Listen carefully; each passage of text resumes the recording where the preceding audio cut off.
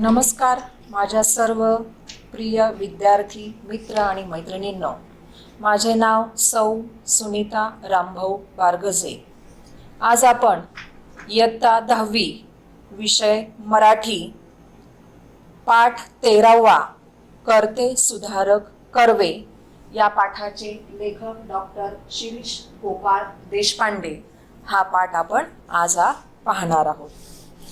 आता या पाठामध्ये महर्षी धोंडो केशव कर्वे यांनी स्त्री शिक्षणासाठी तसेच विधवा विवाहासाठी कशा प्रकारे कार्य केलेले होते हे आपण या पाठामधून पाहणार आहोत।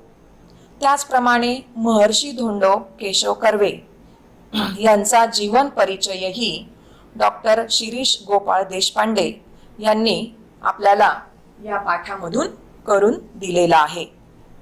तर सर्वात प्रथम आपण महर्षी धोंडो केशव कर्वे यांचा परिचय आपण करून घेणार आहोत।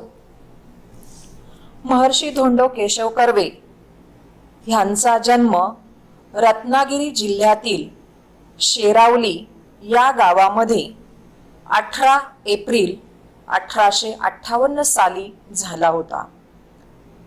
महर्षी ही जी पदवी आहे ही पदवी त्यांना लोकांनी दिलेली आहे। मुंबईमधील एल्फिन्स्टन या महाविद्यालयामध्ये गणित या विषयाची त्यांनी पदवी घेतली होती। तसेच तुम्हाला माहिती आहे आपल्या पुण्यामध्ये फर्ग्युसन महाविद्यालय आहे, तर या पुण्यातील फर्ग्युसन महाविद्यालयामध्ये गणिताचे प्राध्यापक म्हणून सुद्धा प्रदीर्घ काळपर्यंत महर्षी धोंडो केशव कर्वे यांनी कार्य केलेलं आहे। स्त्रियांना त्यांच्या गुलामगिरीमधून मुक्त करणे आवश्यक होते, कारण आपला जो देश आहे हा जरी स्वतंत्र झाला होता तरी पण स्त्रियांना मात्र पूर्णपणे स्वातंत्र्य मिळालेले नव्हते। म्हणून स्त्रियांना या गुलामगिरीतून मुक्त करणे हे त्यांनी आपल्या आयुष्याचे ध्येय ठरवलेलं होतं। म्हणून त्यासाठी महर्षी धोंडो केशव कर्वे यांनी हिंगणे स्त्री शिक्षण संस्था हे नाव सुद्धा तुम्ही सगळ्यांनी ऐकलेलं असेलच, तर हिंगणे स्त्री शिक्षण संस्था सुद्धा या स्त्रियांसाठी त्यांनी स्थापन केली आणि या संस्थेतूनच पुढे SNDT विद्यापीठ म्हणजेच हेही नाव तुम्ही ऐकलं असेल श्रीमती नाथीबाई दामोदर ठाकरसी महिला विद्यापीठ अशा या विशाल संस्थेची निर्मिती सुद्धा महर्षी धोंडो केशव कर्वे यांनी केलेली आहे। त्यांनी स्त्री शिक्षणासंदर्भात अनेक असलेल्या ज्या काही रूढी आहेत, परंपरा आहेत, स्त्रियांच्या संदर्भात असलेल्या ज्या काही अनिष्ट रूढी परंपरा, सती पद्धत असेल, बालविवाह असेल, केशवपन यासारख्या ज्या काही वाईट प्रथा होत्या, या वाईट प्रथेला सुद्धा महर्षी धोंडो केशव कर्वे यांनी विरोध केलेला होता। म्हणजे समाजाच्या या प्रखर विरोधाला तोंड देत महर्षी धोंडो केशव कर्वे यांनी ही जी चळवळ होती ही चळवळ जोमाने पुढे चालवलेली होती। त्याचप्रमाणे विधवा पुनर्विवाह ही चळवळ सुद्धा त्यांनी नेटाने पुढे चालवलेली होती। त्यांनी विधवा विवाहांचं फक्त समर्थन केलं नाही, तर त्यांनी स्वतः काय केलं, या विधवेबरोबर विवाह करून समाजाला त्यांनी पटवून देण्याचा प्रयत्न केलेला होता। तसेच त्यांनी अनाथ बालिकाश्रम, विधवा विवाह प्रतिबंध निवारक मंडळ अशा काही संस्थांची सुद्धा महर्षी धोंडो केशव कर्वे यांनी स्थापना केलेली होती। त्यांच्या या महान कार्याचा सन्मान करण्यासाठी आपल्या भारत सरकारने महर्षी धोंडो केशव कर्वे यांना भारतरत्न ही पदवी सुद्धा दिली होती आणि मग अखेरीला त्यांचा मृत्यू 9 नोव्हेंबर 1962 साली झालेला आहे।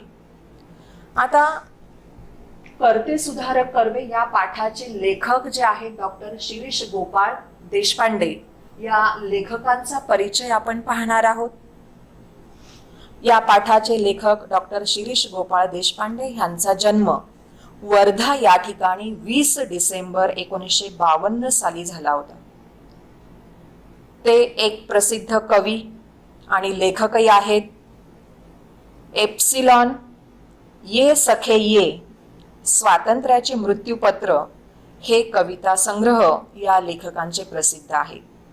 राजा शहाजी ही महाकादंबरी, शिवछत्रपती ही पटकथात्मक कादंबरी, अरण्यकांड, प्रचारक, पंचमस्तंभ, जन्मभूमी, पाताळ यंत्र इत्यादी काही कादंबऱ्या सुद्धा या लेखकांच्या प्रसिद्ध आहेत. त्याचबरोबर शून्यपूर्ण हा एकांकिका संग्रह असे चौफेर लेखन या लेखकांचे प्रसिद्ध आहे. आता चौफेर म्हणजे काय, तर त्यांनी सर्व प्रकारचं लेखन केलेलं आहे. आता सर्व प्रकारचं म्हणजे आता आपण पाहिलं, काही कविता संग्रह लिहिलेले आहेत, काही कथा लिहिलेल्या आहेत, कादंबऱ्या लिहिलेल्या आहेत, म्हणजे सर्व प्रकारचं लेखन त्यांनी केलेलं आहे. महाराष्ट्राबाहेर बडोदा या ठिकाणी प्रादेशिक साहित्य संमेलनाचे आणि वणी येथील 66व्या विदर्भ साहित्य संमेलनाचे हे लेखक अध्यक्ष सुद्धा होते. आता आपण डॉक्टर शिरीष गोपाळ देशपांडे यांनी कर्ते सुधारक कर्वे या पाठामध्ये काय सांगितलेलं आहे ते आपण काही मुद्द्यांच्या आधारे पाहणार आहोत. तर प्रथम या पाठाची आपण प्रस्तावना पाहूया की म्हणजे कशाच्या संदर्भामध्ये हा पाठ आहे. महर्षी कर्वे यांचं नाव समाजसेवक म्हणून सर्वांच्या चिरस्मरणी असं आहे. आता समाजसेवक म्हणजे काय, तर समाजाची सेवा करणारा, आणि चिरस्मरणीय म्हणजे अत्यंत दीर्घकाळ सर्वांच्या स्मरणात राहणारे. कर्वे यांनी आपली सर्व कार्यशक्ती जी आहे ती स्त्री शिक्षणावर केंद्रित केली. महर्षी धोंडो केशव कर्वे यांचा आपण परिचय पाहिला, त्याच्यामध्ये आपण हे पाहिलेलंच आहे. आपला भारत स्वतंत्र झाला त्यावेळेला स्त्रियांनी शिक्षण घेणं याबद्दल समाजामध्ये फारशी काही जागृती झालेली नव्हती. महर्षी कर्वे यांच्या आधी सुद्धा अनेक समाज सुधारकांनी स्त्री शिक्षणासाठी खूप प्रयत्न केलेले होते, परंतु तरीही सर्व स्त्रिया या शिक्षित झालेल्या नव्हत्या. म्हणून देशातील सर्वच स्त्रियांनी शिक्षित व्हावं यासाठी महर्षी धोंडो केशव कर्वे यांनी जे काही कार्य केलेलं आहे त्या कार्याचा अभ्यास आपल्याला या पाठामध्ये करायचा आहे. आता स्त्री शिक्षणासाठी त्यांनी महिला विद्यापीठही स्थापन केलं. समाजासाठी केलेल्या एकूण महान कार्यासाठी महर्षी धोंडो केशव कर्वे यांना 1958 साली भारतरत्न हा सर्वोच्च नागरी पुरस्कार सुद्धा आपल्या भारत सरकारने देऊन त्यांचा गौरव केलेला होता. मग भारतरत्न पुरस्कार हा ज्यांनी आपले संपूर्ण आयुष्य देशासाठी वाहिलेलं असतं अशाच महान व्यक्तींना भारतरत्न हा पुरस्कार दिला जातो. तर या पाठामध्ये लेखकांनी महर्षी कर्वे यांच्या व्यक्तिमत्वाचा आणि त्यांनी केलेलं जे काही कार्य आहे त्याचा परिचय करून दिलेला आहे. पाठाची आपण पार्श्वभूमी आता पाहूया. लेखक जेव्हा लहान होते त्यावेळेला त्या काळामध्ये टीव्ही हा जो प्रकार आहे हा प्रकार त्या काळामध्ये नव्हता. मग त्या काळामध्ये काय होतं तर रेडिओ. मग या रेडिओवर सर्व बातम्या प्रसारित केल्या जायच्या आणि त्या दिवशी मात्र या रेडिओवर रात्रीच्या बातम्यांमध्ये सांगितलं गेलं की भारतरत्न महर्षी धोंडो केशव कर्वे यांचे वयाच्या 105व्या वर्षी निधन झाले. ही बातमी ऐकून लेखकांचे जे आजोबा होते त्या लेखकांच्या आजोबाच्या डोळ्यात पाणी आलं. लेखक त्यावेळेला लहान होते. लेखकांनी सुद्धा ही बातमी रेडिओवर ऐकली होती आणि आजोबांच्या डोळ्यातून पाणी येताना सुद्धा त्यांनी पाहिलेलं होतं. त्यामुळे लेखकांना असं जाणवलं की 105 वर्षे जीवन जगलेल्या व्यक्तीच्या मृत्यूनंतर आजोबांच्या डोळ्यामध्ये अश्रू उभे राहत असतील तर ती व्यक्ती नक्कीच महान व्यक्ती असली पाहिजे. हे लेखकांना त्या वयामध्ये त्या वेळेला जाणवलं. ते कोणी आपले नातेवाईकही नाहीत आणि त्या व्यक्तीच्या निधनानंतर जर आपल्या आजोबांच्या डोळ्यात किंवा इतर लोकांच्या डोळ्यामध्ये जर पाणी येत असेल तर त्या व्यक्तींचं कार्य सुद्धा नक्कीच महान असलं पाहिजे. म्हणजे हे कार्य खूप मोठं असलं पाहिजे हे लेखकांना अगदी लहान वयामध्ये जाणवलेलं होतं. मग पुढे लेखक असंही म्हणतात की स्त्रीमुक्ती हेच खरे स्वातंत्र्य. तर ह्याच्यामध्ये थोडक्यात आपण महर्षी धोंडो केशव कर्वे यांची आपण माहिती पाहूया. महर्षी धोंडो केशव कर्वे यांचा जन्म 18 एप्रिल 1858 साली झाला. तेव्हा त्या काळामध्ये म्हणजे महर्षी धोंडो केशव कर्वे यांचा जन्म 1858 साली झाला आणि 1857 मध्ये स्वातंत्र्य संग्रामाचा लढा चालू होता. हे तुम्ही इतिहासामध्ये अभ्यासलं असेल. आणि त्यानंतर 15 ऑगस्ट 1947 रोजी आपला भारत देश स्वतंत्र झाला. पण फक्त राष्ट्रीय स्वातंत्र्य मिळून काही उपयोग नाही, तर देशाला संपूर्ण स्वातंत्र्य मिळायला हवं हे त्यावेळेला महर्षी कर्वे यांना जाणवलेलं होतं. मग हे असं त्यांना का जाणवलं? देशाला तर स्वातंत्र्य मिळालं, पण तरीही त्यांना असं कुठेतरी वाटत होतं की आपला देश हा पूर्ण स्वातंत्र्य झालेला नाहीये. कारण त्यावेळेला देशाला जरी स्वातंत्र्य मिळालं तरी देशातली जी स्त्री आहे ती स्त्री मात्र गुलामच राहिलेली होती. मग स्त्री सुद्धा त्या देशातली एक भागच आहे. मग ती गुलामगिरीमध्ये असेल तर संपूर्ण देशाला स्वातंत्र्य कसं काय मिळालं? देशातील स्त्रियांना जर स्वातंत्र्य मिळवायचे असेल तर तिला त्या स्वातंत्र्याची प्रथम जाणीव करून द्यायला हवी.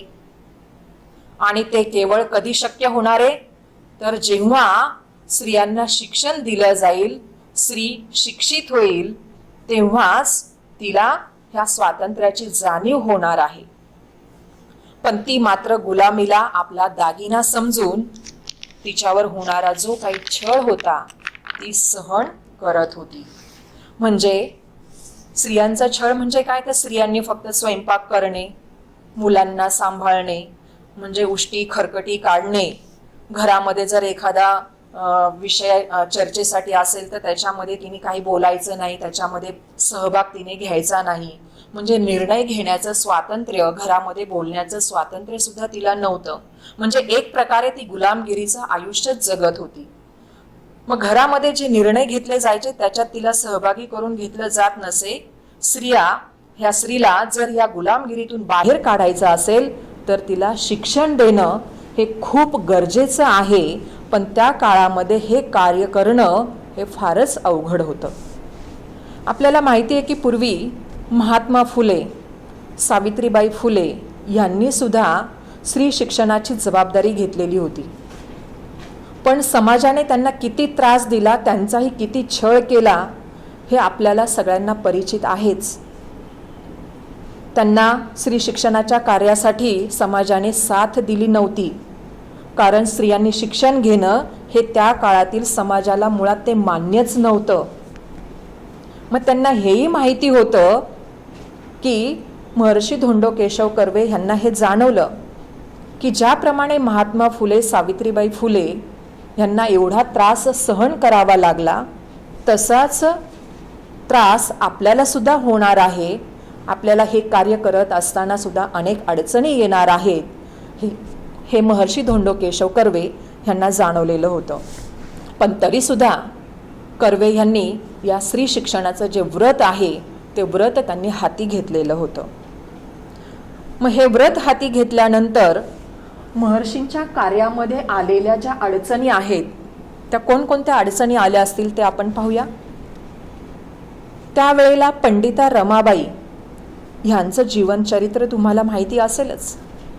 त्याचप्रमाणे ईश्वरचंद्र विद्यासागर यांचंही जीवनकार्य तुम्हाला माहिती असेल. ईश्वरचंद्र विद्यासागर यांनी हिंदू धर्मातील सर्व असलेल्या ज्या काही पोथ्या आहेत त्या पोथ्या वाचलेल्या होत्या आणि त्यातून त्यांनी असं सांगितलं होतं की विधवा स्त्रीचा पुनर्विवाह घडवून आणणे ही वाईट गोष्ट नाही.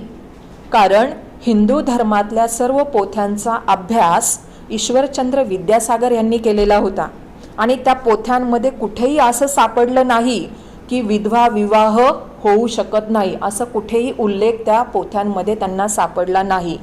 म्हणजे याचाच अर्थ विधवा ज्या आहेत त्या पुन्हा विवाह करू शकतात. आणि यातूनच महर्षी कर्वे यांना विधवा विवाहासाठी त्यांच्याकडून प्रेरणा मिळाली. विधवा विवाह हे जे कार्य आहे, या कार्याला प्रोत्साहन त्यांना त्यामुळे मिळालं.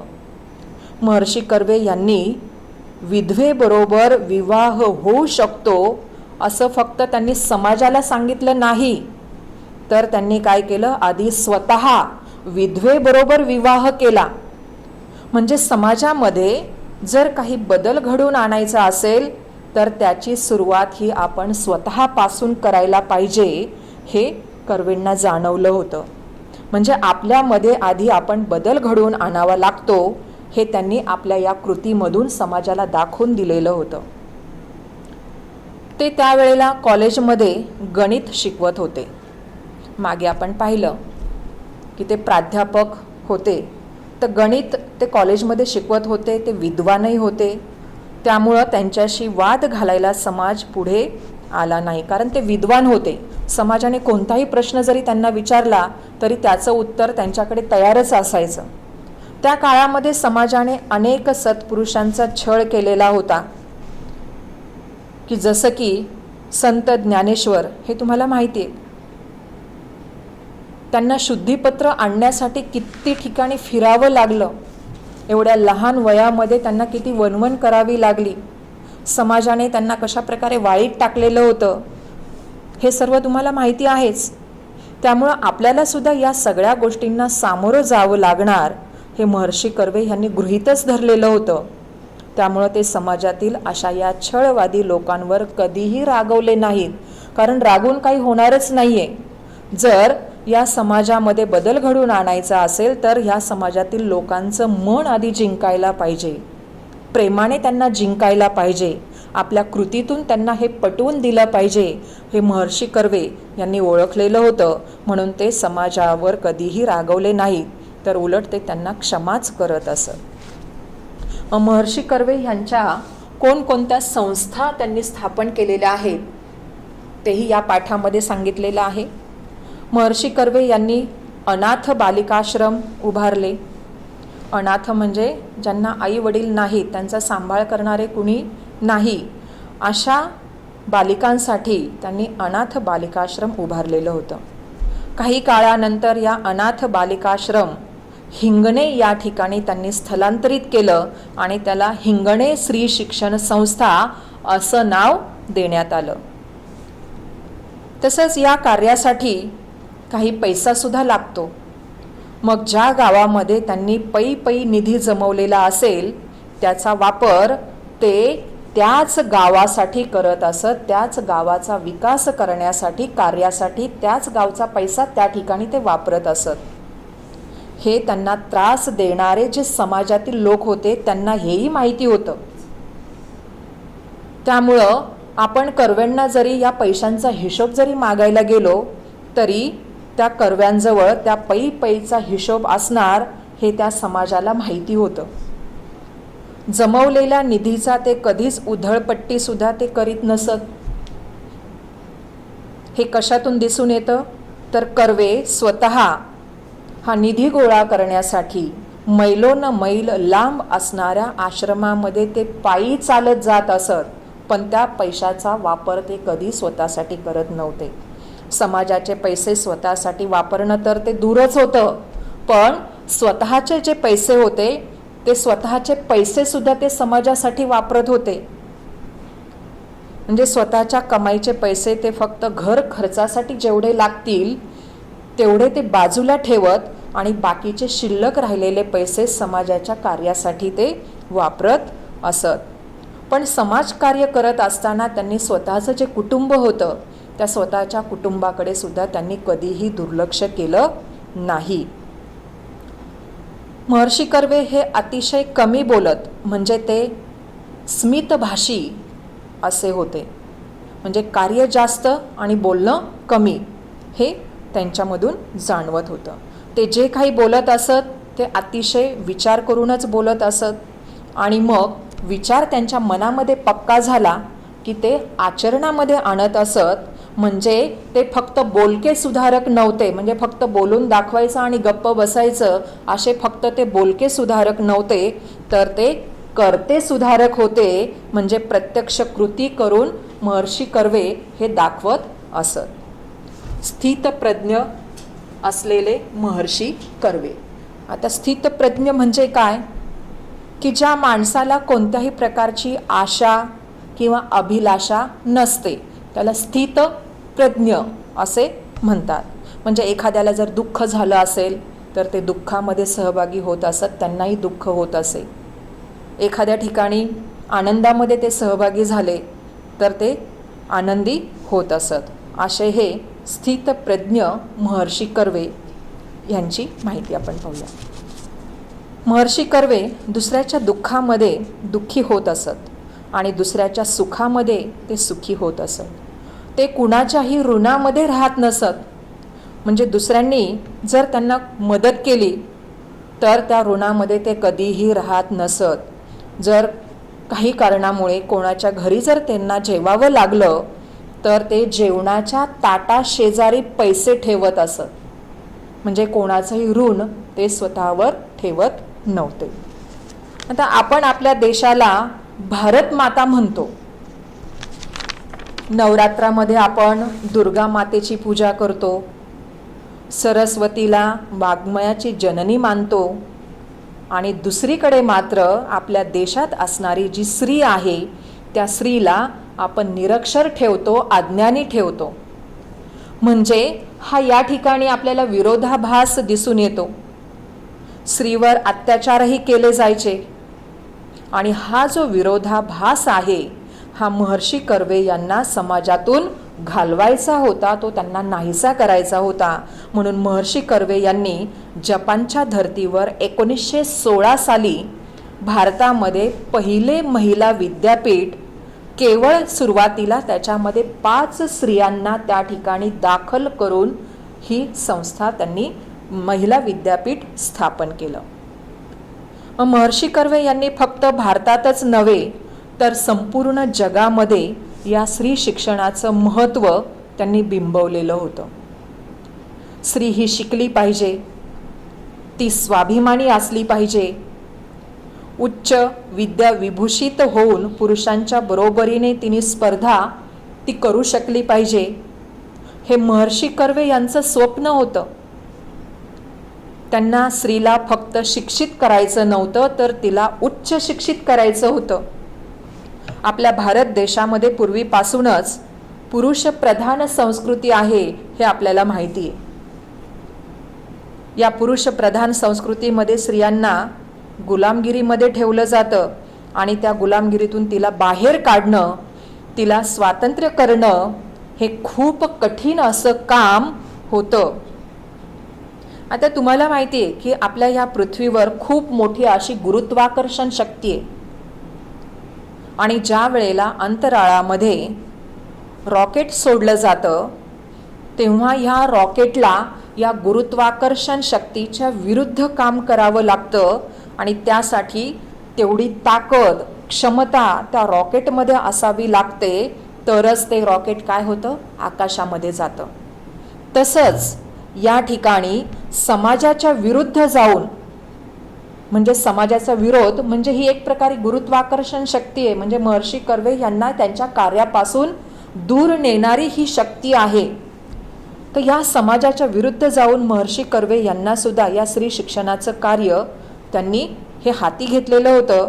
कारण त्यांच्यामध्ये या रॉकेट सारखीच समाजाविरुद्ध लढण्याची ताकद महर्षी कर्वे यांच्यामध्ये ती ताकद होती, ऊर्जा होती, क्षमता होती. म्हणून समाजाने त्यांना कितीही विरोध केला, त्यांचा छळ केला तरी ते स्त्री शिक्षित करण्याच्या कार्यापासून जराही विचलित झाले नाही. मग ह्याच्यामध्ये स्त्री शिक्षणाचं महत्त्व पुरुषांनी ओळखलं पाहिजे हे सुद्धा महर्षी कर्वे यांना जाणवलेलं होतं. आजही स्त्री शिक्षण घेत आहे, पण स्त्रियांमध्ये सुधारणा होण्यासाठी स्त्रिया फक्त शिक्षित होणं आवश्यक नाही, तर त्याच्यासाठी महर्षी कर्वे असं म्हणतात, महर्षी कर्वे म्हणजे त्यांना अण्णासाहेब असंही म्हटलं जायचं. तर ह्यांनी SNDT म्हणजे श्रीमती नाथीबाई दामोदर ठाकरसी महिला विद्यापीठ जे आहे ते स्थापन केलेलं होतं. पण खऱ्या अर्थाने जोपर्यंत हा पुरुष जो आहे, या समाजामध्ये असणारा पुरुष शिक्षित होत नाही तोपर्यंत महिलांवरील अत्याचार थांबणार नाहीत असं मत लेखकांनी या पाठामध्ये व्यक्त केलेलं आहे. मग स्त्रियांच्या ज्या काही इच्छा असतील, आकांक्षा असतील, त्यांचे जे काही विचार असतील, त्यांचं जे काही स्वप्न असेल, हेही आपण लक्षात घेतलं पाहिजे.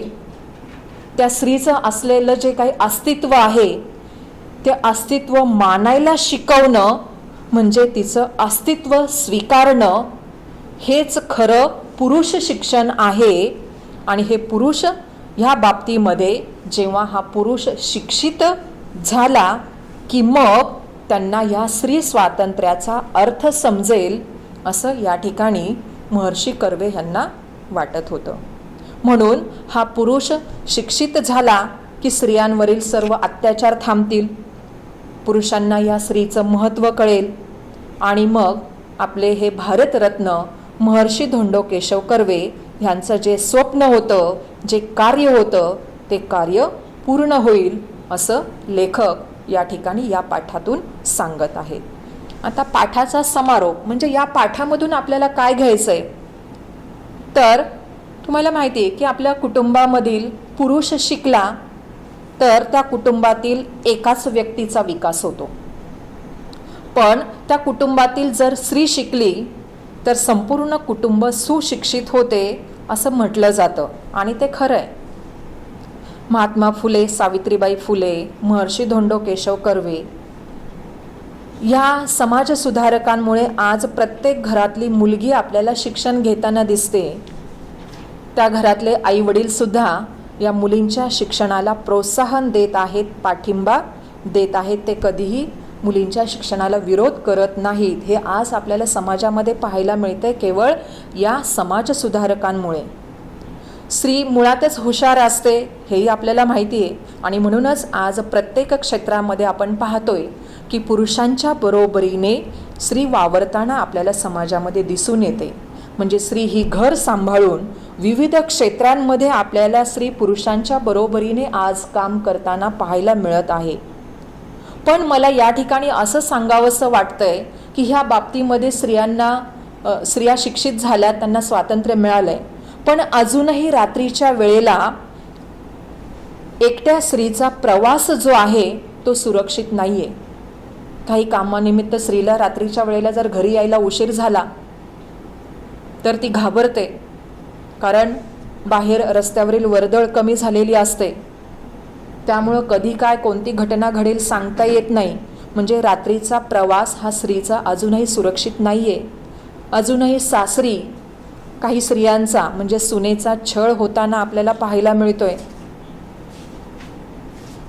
आजही गर्भातच स्त्री भ्रूण हत्या होत आहे. म्हणजे महिलांवरील हे अत्याचार जे आहेत ते थांबले तर आणि या समाजातील प्रत्येक पुरुष स्त्रीला सन्मानाची वागणूक जेव्हा देईल तेव्हाच महर्षी कर्वे यांचं स्वप्न पूर्णत्वास येईल असं मला या ठिकाणी सांगावंसं वाटतंय. धन्यवाद.